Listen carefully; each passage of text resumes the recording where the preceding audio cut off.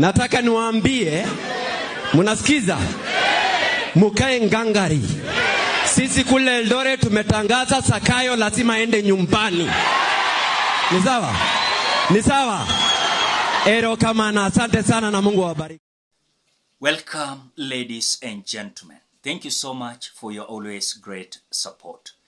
There's a video here of Alfred Keter coming from Nyanza, where he attended a burial of the brother to Eric Omondi, and his speech was like sending a strong message that this is not about tribal line movement.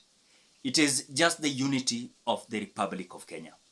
As already Alfred Keter is telling William Ruto that it is not about Mount Kenya. It is not about Nyanza. It is not about Kajiado.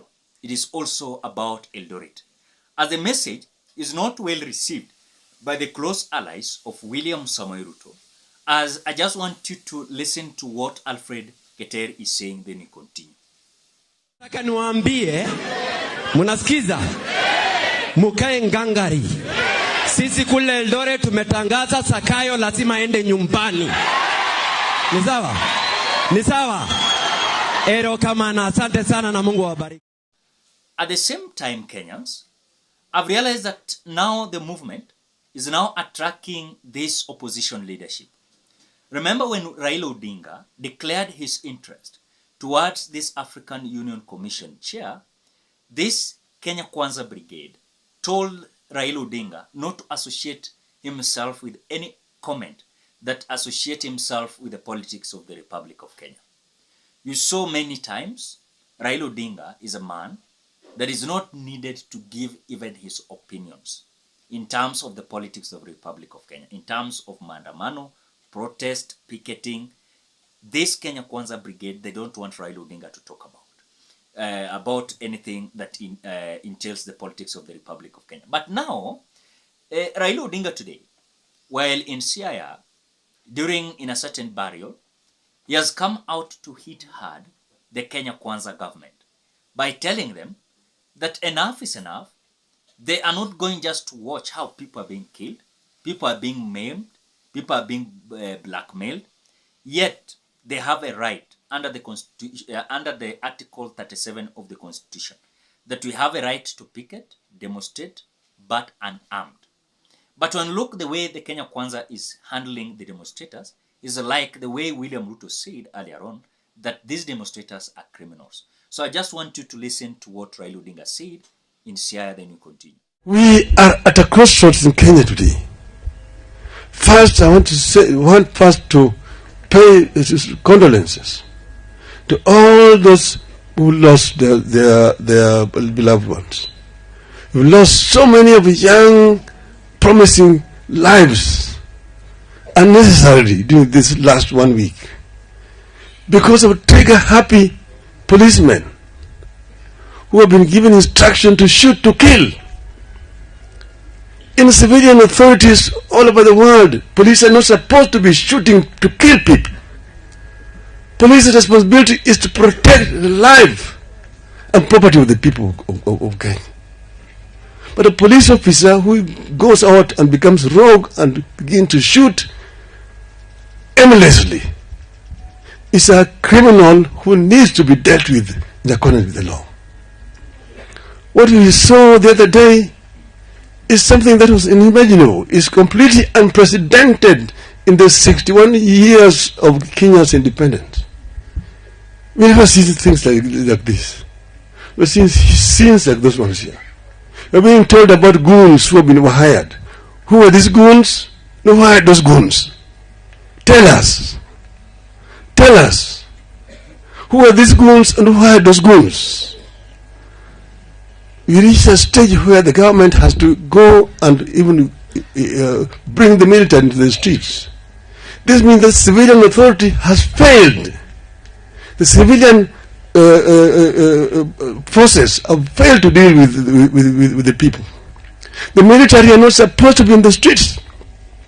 Army is there to defend the country against foreign aggression, not to deal with internal strifes. And that's why it is very wrong for him in our court to rule that you can continue to maintain army on our streets. We have got Kenyan police to deal with this.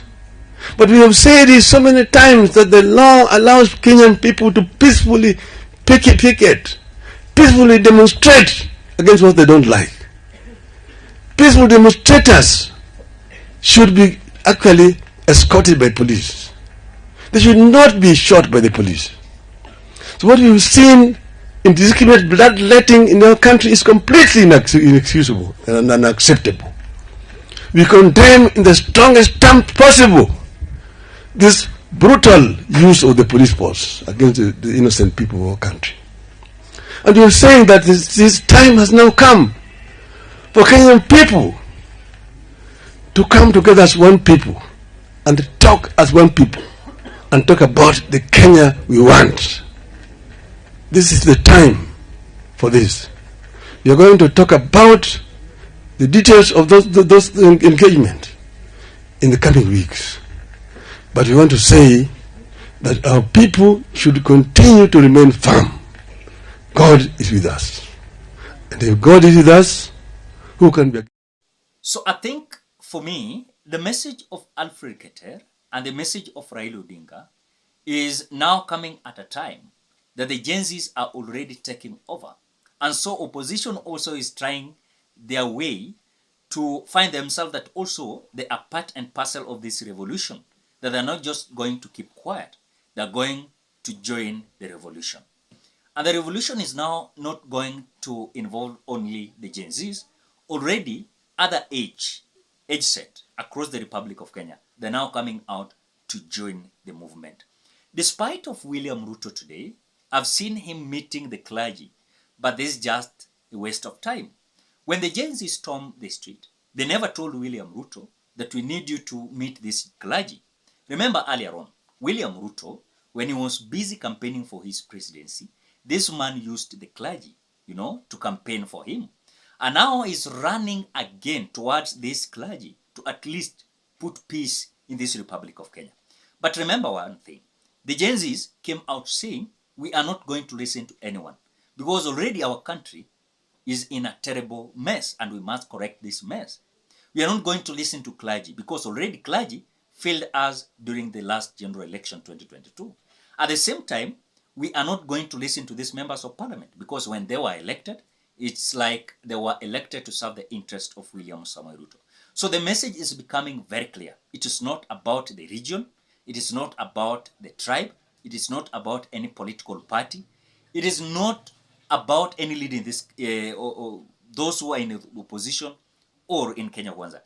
The reason why Kenyans are now storming the street, it is because they are tired and they want change. And the change is not just William Ruto to go and meet the clergies. There's nothing is going to come from meeting these clergies because these are the same pastors that were being given brown envelopes during the last general election. So we know them. Some even displayed the picture of William Ruto on their screens during the church services in the name that William Ruto is a man that has been anointed. Why is it that a man that has been anointed is now messing up with the country? Now, ladies and gentlemen, what do you think? Drop your opinion at the comment section below. Otherwise, thank you so much because of your great support. Please consider subscribing, liking, commenting, and sharing this video. Bye-bye till we meet in another video.